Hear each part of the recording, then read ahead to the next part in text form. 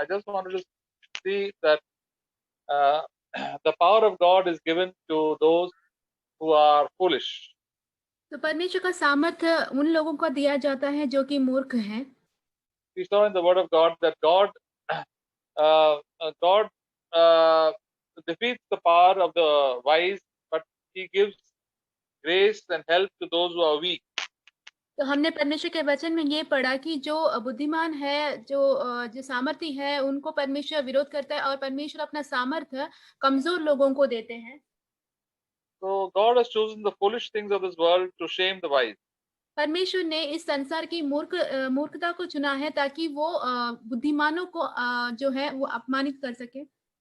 And the base things and the despised things God has chosen, और जो तुच्छ जो बातें हैं उसी को परमेश्वर ने चुना है, so that no man can boast before God. ताकि कोई भी मनुष्य परमेश्वर के सामने घमंड ना करे। See, when we all come to Christ, we come on our knees and ask God to forgive us. We think we are going to hell. We ask God to save us because we know the terrible sins that we have done.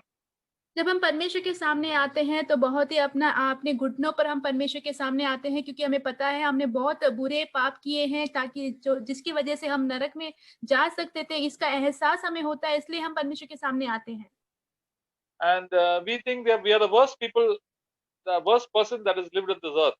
तो हम ऐसा सोचते हैं कि सबसे बदतर इंसान हम हैं जो इस संसार में जी रहे हैं। God waits for every man and every woman to come to this position in life. तो परमेश्वर जो है सारे जितने भी पुरुष और स्त्री हैं उनका इंतजार करते हैं ताकि वो स्थान पर वो आ जाए जीवन में, Once they realize that they are terrible sinners, then Jesus can save them. ताकि वो उस बात का एहसास कर सके कि वो सबसे बड़े पापी हैं और यीशु मसीह उनका बचाव कर सकता है। Jesus did not come to save the good people. और यीशु मसीह अच्छे लोगों को बचाने नहीं आए, He came to save the horrible people, the sinners who know that they are sinners and they tell that we are not fit to enter the kingdom of God or to get any mercy from God. तो वो ऐसे लोगों के लिए आए हैं जो कि बहुत बुरे पापी है, उनको पता है कि हम सबसे बड़े पापी हैं और परमेश्वर के राज्य में प्रवेश करने के योग्य नहीं है, ऐसे लोगों के लिए यीशु मसीह आए। That is why so many prostitutes and so many tax collectors and cheaters who are well-known cheaters, they came humbly before God and came into the kingdom of God. इसलिए हम देखते हैं व्यभिचारी लोग और जो चुंगी लेने वाले लोग और बहुत बुरे पापी लोग जो है वो परमेश्वर के सामने आए ताकि वो परमेश्वर के राज्य में प्रवेश कर सके। But the same, so many scribes, there were so many teachers and priests who knew the Bible very well, but they were terrible sinners inside, but they refused to humble themselves, and because of that, they remained outside the kingdom of God. तो हम देखते हैं कि बहुत सारे Bible के पंडित थे और शास्त्री लोग थे, बहुत सारे अच्छे लोग थे जो अंदर से बहुत ही पापी थे, परंतु उन्होंने अपने आप को नम्र नहीं किया और परमेश्वर के सामने वो आए नहीं परमेश्वर के राज्य में प्रवेश करने के लिए। So they boasted about all the prayers that they did and all the meetings that they went to and how many people they saved, and they were always thinking about the good things that they had done. और तो वो हमेशा ही घमंड करते थे उनके प्रार्थनाओं के विषय में, वो कैसे मंदिरों में जो काम करते उसके विषय में, कितने लोगों की उन्होंने मदद की उसके विषय में, और हमेशा उन बातों पर ही बड़ा सोचते थे, उसी बातों पर घमंड करते थे। All the good things that we do without the help of Christ is like filthy rags. तो जितने भी अच्छे काम हम करते हैं यीशु मसीह के मदद के बिना वो सब कुछ गंदे कपड़े के समान है। We see that verse, I think, in Isaiah chapter 62. यशायाह की किताब 62 अध्याय में उस वचन को हम देखते हैं।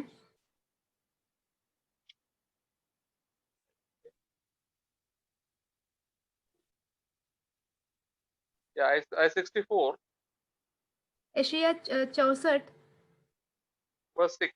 उसका 6 वचन। For all of us have become like the one who is unclean, and all our righteous deeds are like filthy garments, and all of us wither like a leaf, यहाँ and our लिखा है, iniquities like the wind take us away.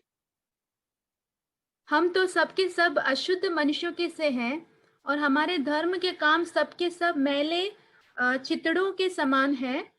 हम सबके सब पत्ते की नाई मुरझा जाते हैं और हमारे अधर्म के कामों ने हमें वायु की नाई उड़ा दिया है।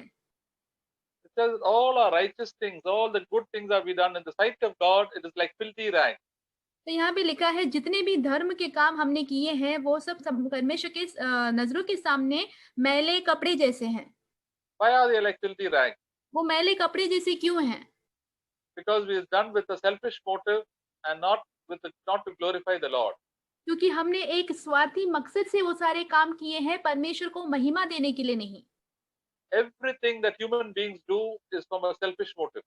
जो कुछ भी मनुष्य जो करता है, सब कुछ अपने स्वार्थी मकसद के लिए होता है। That is why when we go before God, we can never pray, just tell about our good deeds before God. All our good deeds we must do through Jesus Christ.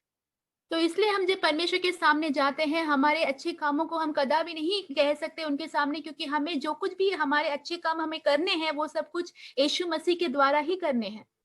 And the person who's a righteous person and a humble person will not remember also the good things that he has done. और जो धर्मी जन है और जो नम्र व्यक्ति है, वो अपने अच्छे काम को वो याद भी नहीं करेगा। It's only the proud person will remember all the good things that they have done. सिर्फ घमंडी लोग होते हैं जो जितने भी उन्होंने भले काम किए होते हैं उसको याद रखते हैं। That's why the Pharisees said, "No, I fast twice a week. I do pay my tithes, and I do this, I do that, and all these things, big things he was telling to God." तो इसलिए हम देखते हैं फरीसी कह रहा था कि मैं 2 दिन उपवास में रहता था और तायत देता था, बड़े-बड़े काम किए मैंने, ये सब बड़े-बड़े बातें वो परमेश्वर से कह रहा था। But the tax collector was beating his chest and said, "Lord, forgive me. I've done so many evil things. Please forgive me." तो हम देखते हैं चुंगी लेने वाला अपने आप को नम्र करके कहता है कि मैंने बहुत सारे बुरे काम किए हैं, बदतर काम किए हैं, मुझे क्षमा कर दीजिए। So the Lord forgave him because he prayed from the heart. He forgave him all his sins. तो इसलिए परमेश्वर ने उसको क्षमा किया क्योंकि उसने अपने हृदय से प्रार्थना किया, इसके लिए उसके सारे पापों का क्षमा मिला वहाँ। But the religious people, they hid their sins. I think that God doesn't know about it. और जो धर्म के लोग हैं, वो अपने पापों को छिपा देते हैं, सोचते हैं कि परमेश्वर ये सब नहीं जानते। You know, the proverb says that those who hide their sins will not prosper. जैसे नीति वचन में लिखा हुआ है, जो अपने पापों को छिपाता है, वो उन्नति नहीं पाएगा। If you and I try to pretend and show that you are spiritual and religious and somebody great in the church, then God will never forgive our sins. He will never give us any grace. तो अगर हम कलीसिया में ये दिखाने की कोशिश करें कि हम बहुत ही नम्र हैं, बहुत ही धार्मिक है, बहुत ही आत्मिक है, तो परमेश्वर जो है अपना अनुग्रह हमारे ऊपर नहीं देगा, हमें वो क्षमा नहीं करेंगे।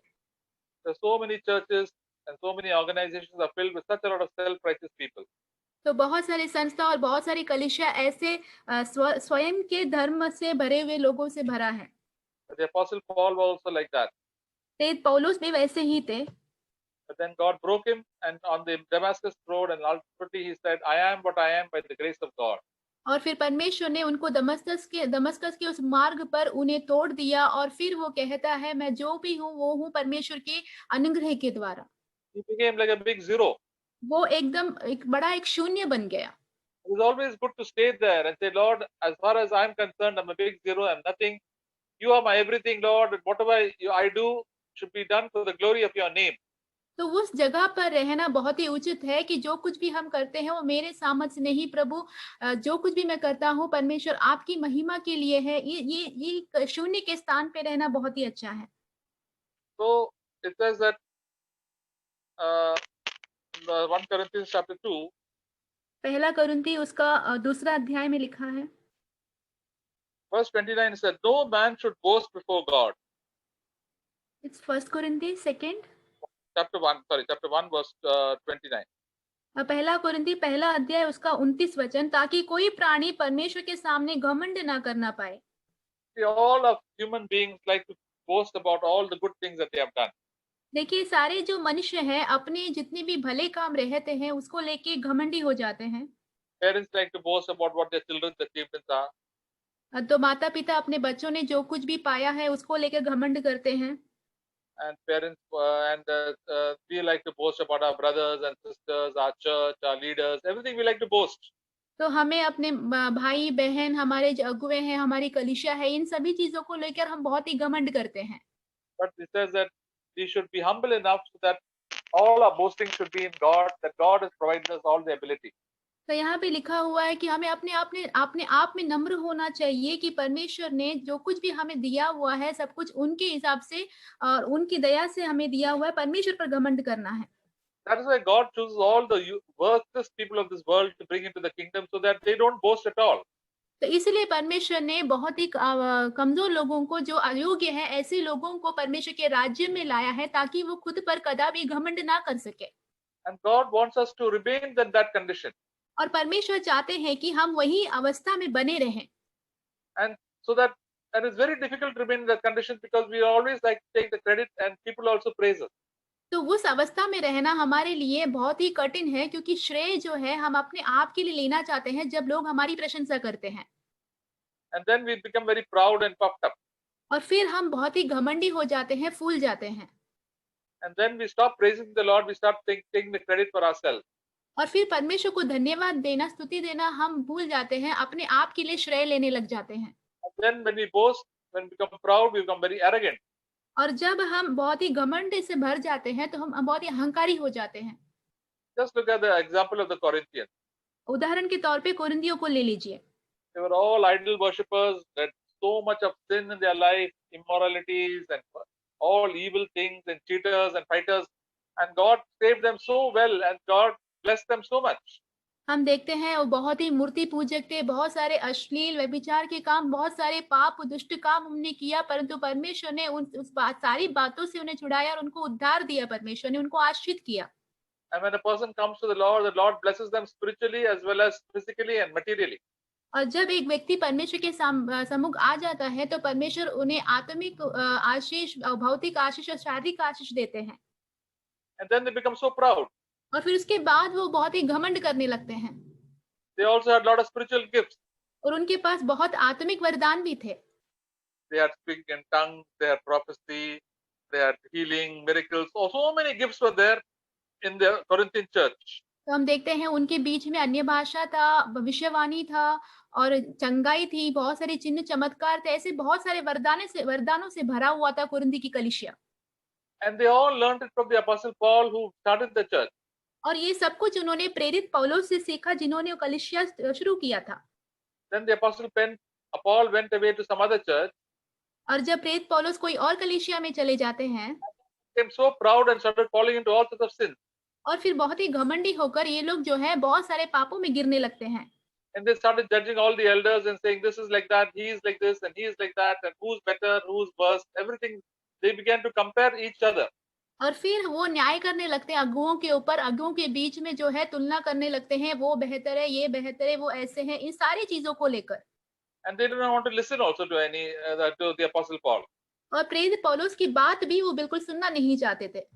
The Apostle saw that they were so immature and they have become so proud. और फिर हम देखते हैं प्रेरित पौलुस ने कहा कि वो बहुत ही असिद्ध हो गए हैं और घमंडी हो चुके हैं। And because of that, they were falling into all sorts of sins. उसकी वजह से वो बहुत सारे पापों में गिर रहे थे। Once these people had become so humble and came into the kingdom of God, and now they became so proud. पहले जो ये लोग नम्र होकर परमेश्वर के राज्य में प्रवेश कर रहे थे, अभी वो लोग घमंडी बन चुके हैं। That is what can happen to you and me, brothers and sisters.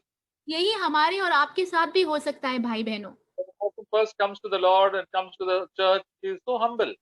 और जब पहली बार कोई व्यक्ति परमेश्वर के सामने आता है, कलीसिया में आता है, तो बहुत ही नम्र रहता है वो।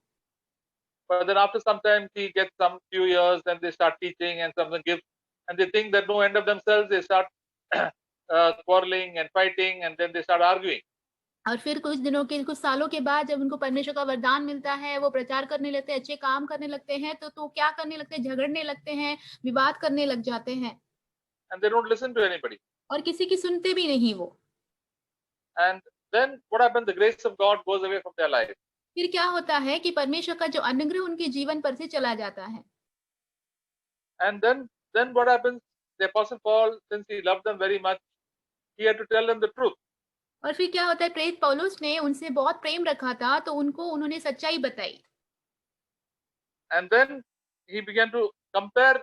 He said, you think that you are very wise and we are fools.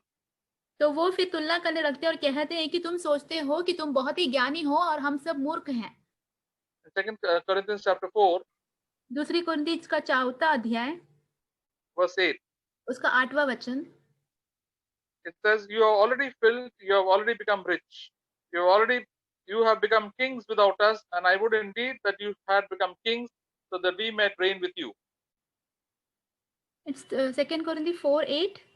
Yeah, 4:8. हम चारों ओर से क्लेश तो भोगते हैं, पर संकट में No, sorry, 1 Corinthians chapter 4, 8, verse 8. 1 Corinthians. पहला कुरिन्थी 4 अध्याय उसका 8 वचन हे तुम तो तृप्त हो चुके, तुम धनी हो चुके, तुमने हमारे बिना राज्य किया, परंतु भला होता कि तुम राज्य करते कि हम भी तुम्हारे साथ राज्य करते। So he was saying that y'all don't require us at all. Like children, when they grow up and they become teenagers, then they don't require their parents. They think that they know more than their parents.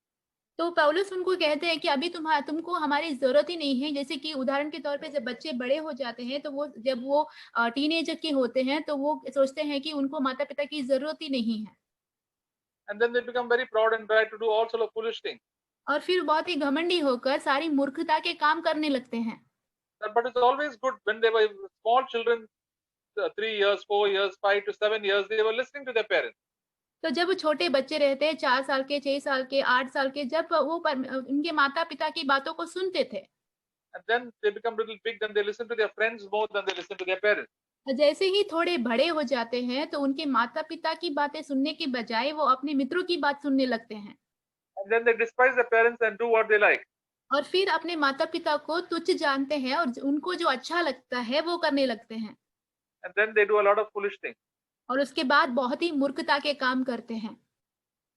And that is why there was one brother in one church, a godly brother, who told all the young people, तो एक जो परमेश्वर के जो जन थे कलीसिया में, उन्होंने सारे युवजनों को कहा, he told everybody to repeat, I am young, उन्होंने सबको कहा कि ये दोहराने के लिए कि मैं जवान हूँ, I am stupid, मैं मूर्ख हूँ, I know almost nothing.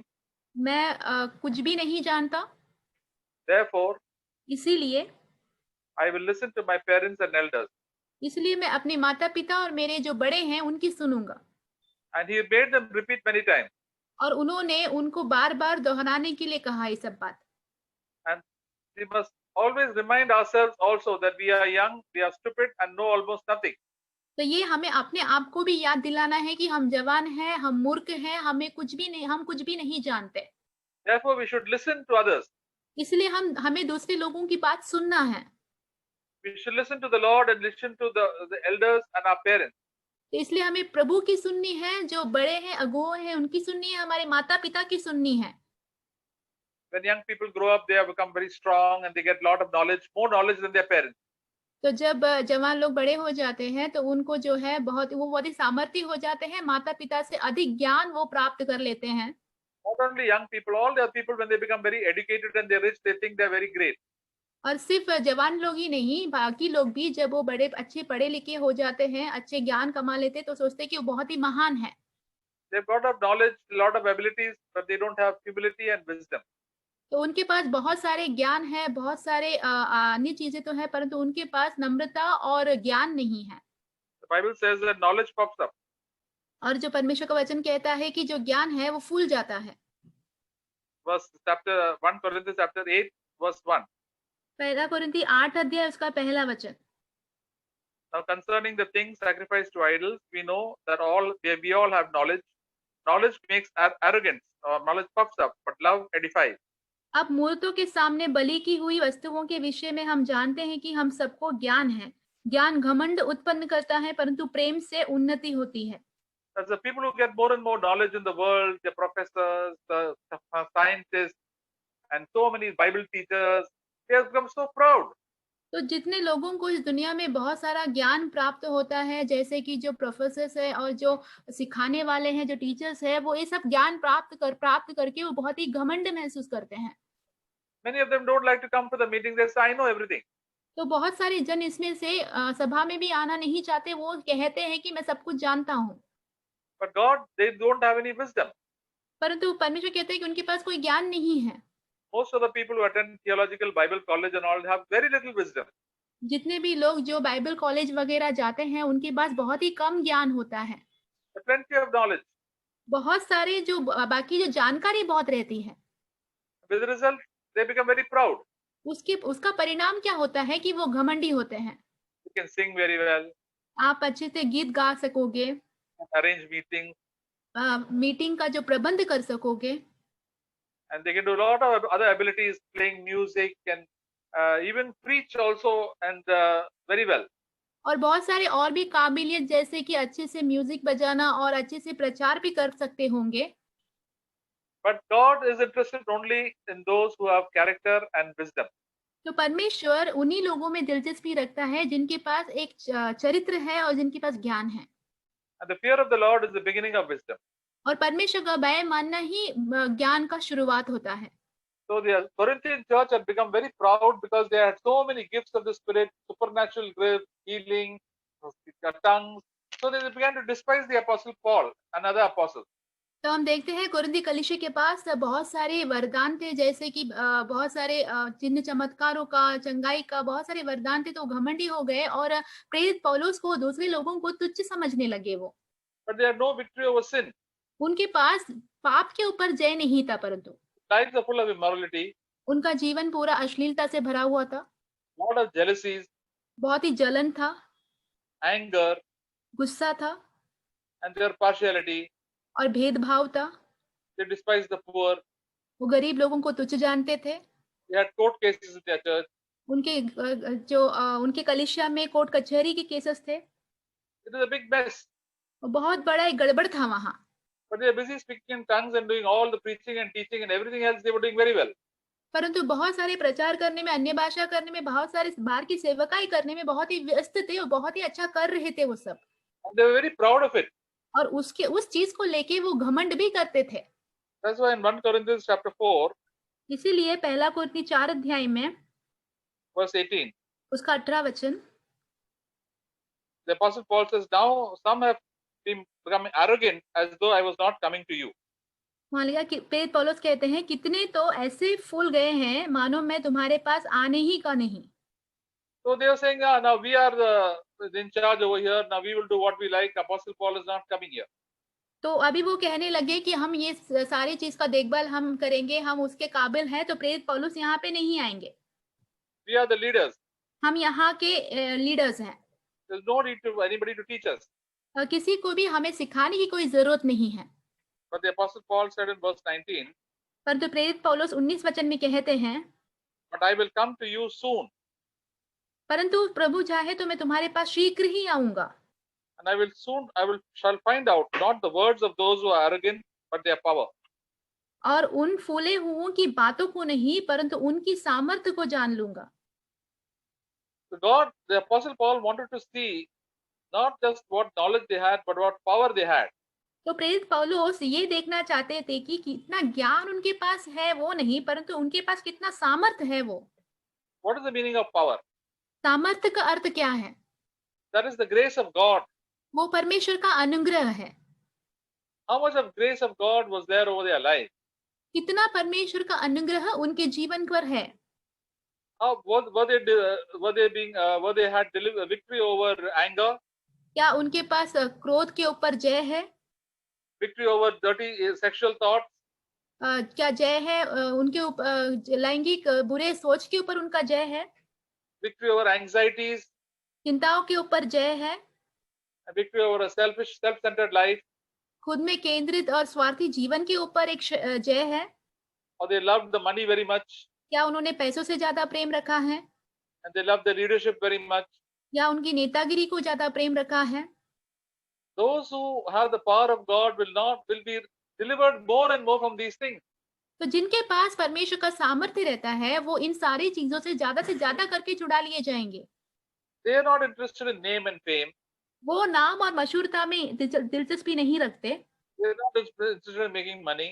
वो पैसे बनाने में दिलचस्पी नहीं रखते। They're free from so much of anxiety in their own life. उनके जीवन में बहुत सारी चिंता से वो मुक्त हो चुके हैं। And all the bad habits, they are increasingly set free by the power of God. और जितने भी उनकी बुरी आदतें हैं, परमेश्वर के सामर्थ के द्वारा धीरे-धीरे करके उसमें से मुक्त हो रहे हैं। When the power of God comes upon our life, we are freed from so many sins. और जब परमेश्वर का सामर्थ्य हमारे जीवन के ऊपर आता है, तो हम बहुत सारे पापों में से स्वतंत्र हो जाते हैं। But otherwise, we can have a good ministry outside and have a big, can give a lot of preaching, teaching, singing, and sharing, and so many things. And Sunday school and other active evangelization, we can do very well. उसके बजाय हम बाहरी रूप में बहुत सारी सेवकाई, बहुत सारे प्रचार, बहुत संडे स्कूल लेना, बहुत सारे समाचार सुनाना, ये सारे बाहरी कार्य सेवकाई बहुत अच्छे से कर सकते हैं। Verse 20 says, "For the kingdom of God does not consist in words, but in power." 20वां वचन, क्योंकि परमेश्वर का राज्य बातों में नहीं परंतु सामर्थ्य में है। So that is a wonderful statement we all must remember. तो ये एक अद्भुत एक वचन है जो हम सभी को याद रखना चाहिए, The kingdom of God does not consist in words. क्योंकि परमेश्वर का राज्य बातों में नहीं है।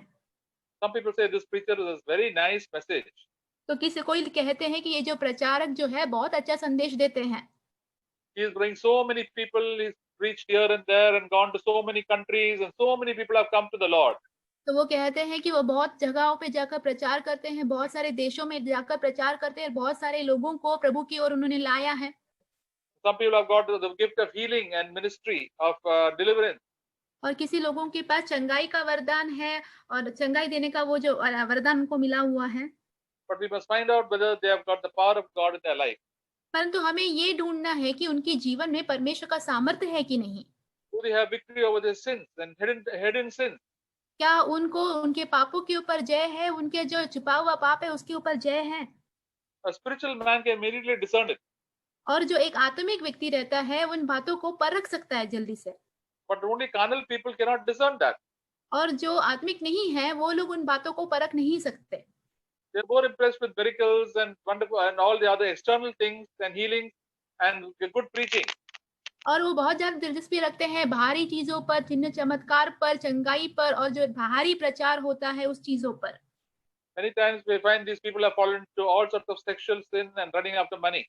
और कई बार हम ये ढूंढते हैं कि ये जो लोग हैं बहुत सारे लैंगिक पापों में जीते हैं और बहुत पैसों के पीछे भागते हुए। They want something for themselves, their name and their fame and money. तो वो अपने लिए कुछ चाहते हैं, उनके नाम के लिए, मशहूरता के लिए, पैसे के लिए। There is no power of God in their own life. उनके खुद के जीवन में परमेश्वर का सामर्थ्य नहीं है। God has given them gifts initially, and they exercise those gifts, but God is not with them. परमेश्वर ने शुरुआती तौर पर उनको ये वरदान दिया है, वरदान का अभ्यास वो करते हैं, परंतु परमेश्वर का सामर्थ्य बाद में उनके साथ नहीं है। And Jesus said, in the last days, many will come to me saying, Lord, Lord, I've done this for you, I've preached, I teached, I did miracles, I cast out demons. But the Lord will say, I do not know you. और यीशु मसीह ने कहा कि आखिरी दिन में बहुत से लोग आएंगे मेरे सामने कि मैंने आपके नाम से बहुत कुछ कार्य किए हैं, चिन्ह चमत्कार किए हैं, भूतों को भगाए, चंगाई किया है, ये सब कुछ किया है, परंतु यीशु मसीह कहेगा कि मैं तुम्हें कभी नहीं जाना है। The Lord wants us to be filled with the power of the Holy Spirit, परमेश्वर चाहते हैं कि हम पवित्र आत्मा के सामर्थ से भरें, so we can be free from all anxieties, ताकि हम स्वतंत्र हो जाए सारे चिंताओं से। all our tensions. We know the Lord will take care of my future. I'm committing it to Him. So all the things of the past, once used to disturb us, will not disturb us. तो हमें पता है कि हमारी जितनी परेशानियां हैं भविष्य को लेकर परमेश्वर उन सारी बातों का ख्याल रखेंगे। तो पुराने समय में जो हमें सताते थे, जो परेशान करते थे, जो चीजें अभी हमें वो परेशान नहीं करेंगी। You stop telling lies completely. हम झूठ बोलना पूरी तरीके से बंद कर देंगे Stop playing the hypocrite and trying to act. और हम कपटी बनना और बाहरी प्रदर्शन करना जो है वो करना बंद कर देंगे। It's so common among so many believers. ये सारी जो आम तौर पे बात रहती है बहुत सारे विश्वासियों में। They want to impress their leaders. They are very spiritual. तो वो अपने अगुवों को ये कहकर प्रभावित करना चाहते हैं कि बहुत ही आत्मिक है वो, But inside they are defeated by all sorts of sins. परंतु अंदरूनी तौर पर वो सारे पापों से हारे हुए हैं। They are not they are slaves to money because they keep on taking debts and they just keep on running after money and think about money and food all the time. वो पैसों के गुलाम है, क्योंकि वो पैसों के पीछे भागते हैं, पैसा उधार लेते हैं, हमेशा पैसे कमाने के लिए उसके पीछे ही भागते रहते हैं। They quickly get angry and offended very fast. वो बहुत जल्दी गुस्सा हो जाते हैं, बहुत जल्दी बुरा मान जाते हैं। They gossip and they backbite. वो गपशप करते हैं, पीठ पीछे बोलते हैं। It's a sign that the power of God is not there with these people. तो परमेश्वर का सामर्थ्य उनके जीवन के ऊपर नहीं है, इसका चिन्ह यही है। The Apostle Paul said that see, many people their church does not have any power and they're sinning. तो प्रेरित पौलुस ने कहा कलीसिया में बहुत सारे लोगों के ऊपर परमेश्वर का सामर्थ्य नहीं है, वो पाप कर रहे हैं। He told the leaders also, you are sinning. तो उन्होंने अगुवों को भी कहा कि तुम भी पाप कर रहे हो। You just want to make a lot of show. और तुम सिर्फ एक प्रदर्शन करना चाहते हो। And then he told them to repent, and many of the Corinthians repented. और फिर उन्होंने उनको कहा कि पश्चाताप करो, और बहुत सारे कोरिंदी उस समय पश्चाताप किए। So the thing is that the Apostle Paul knew the problem in their own life, that there are a lot of external activity, but inside the power of God was not there in their own life. तो प्रेरित पौलुस को उनकी सच्चाई जानकारी थी कि जो बाहरी का जो काम है बहुत अच्छे से कर रहे थे, परंतु उनके अंदरूनी जीवन में परमेश्वर का आत्मा और सामर्थ्य नहीं था। The grace of God can depart from a person's life. तो परमेश्वर का अनुग्रह एक व्यक्ति के जीवन से दूर हो सकता है। And when does grace go away from your life and my life? और ये अनुग्रह हमारे और आपके जीवन से कब जा सकता है? When we become independent, we become proud. जब हम स्वयं पर निर्भर होते हैं और हम घमंडी हो जाते हैं तब। We don't like to listen to anybody. हम किसी की सुनना नहीं चाहते। We think that we are somebody great तो हम सोचते हैं कि हम कोई तो बहुत महान है, because we know to preach and to teach and do so many useful activities.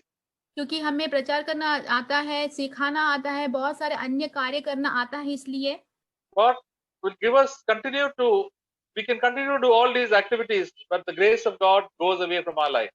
ये जितनी भी सेवकाई है वो हमेशा लगातार हम कर सकते हैं, परंतु परमेश्वर का जो अनुग्रह होता है वो हमारे जीवन से जाग चुका होगा।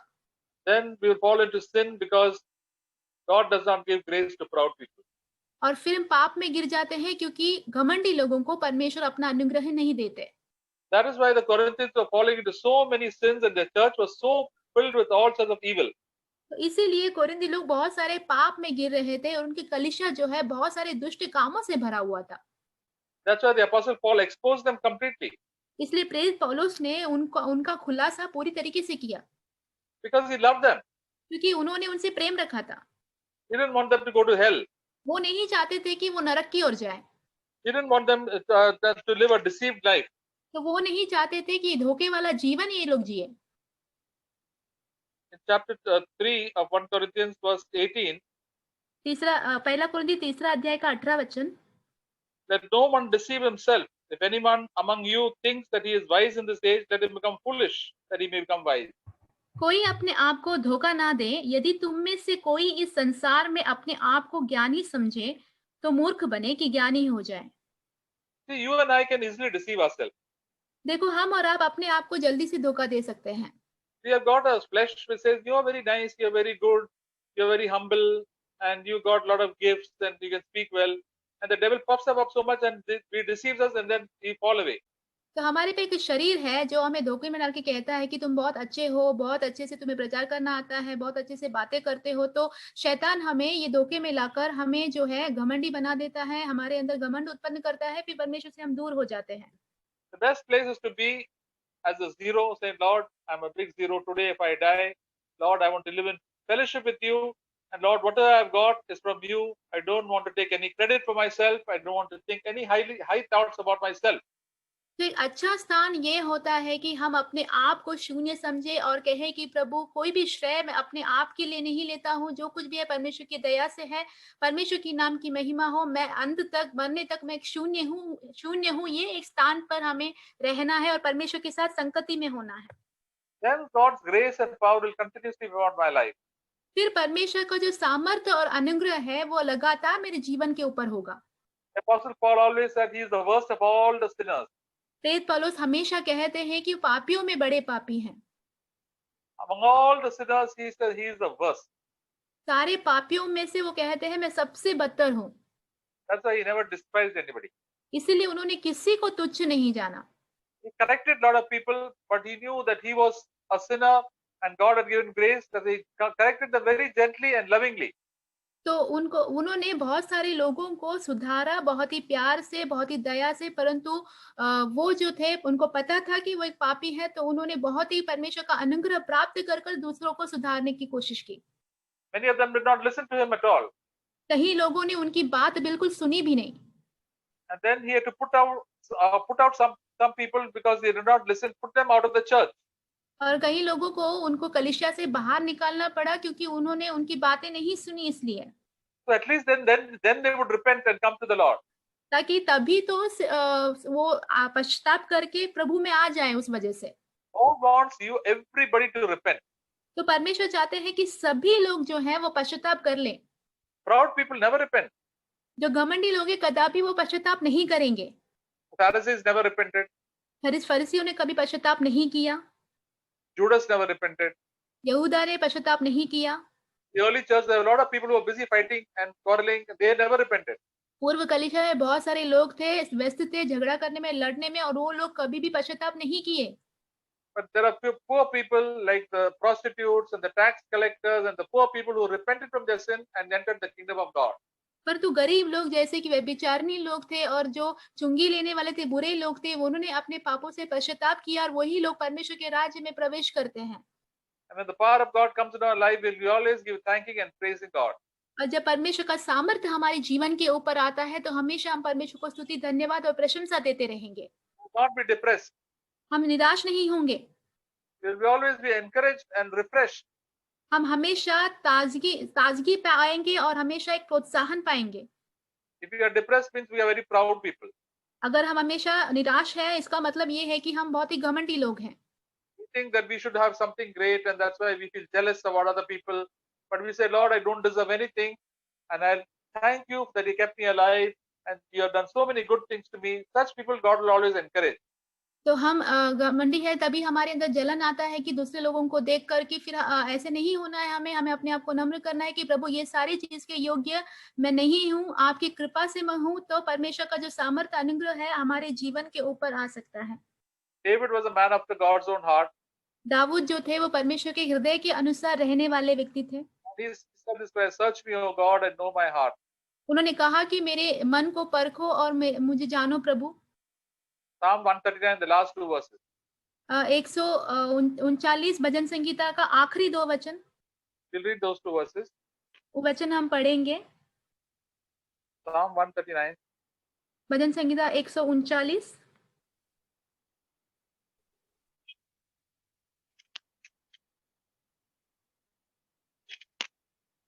Search me, O God, verse 23, 24. 23 और 24 वचन उसका। Search me, O God, and know my heart, and try me and know my anxious thought. हे ईश्वर, मुझे जांच कर जान ले, मुझे परख कर मेरी चिंताओं को जान ले।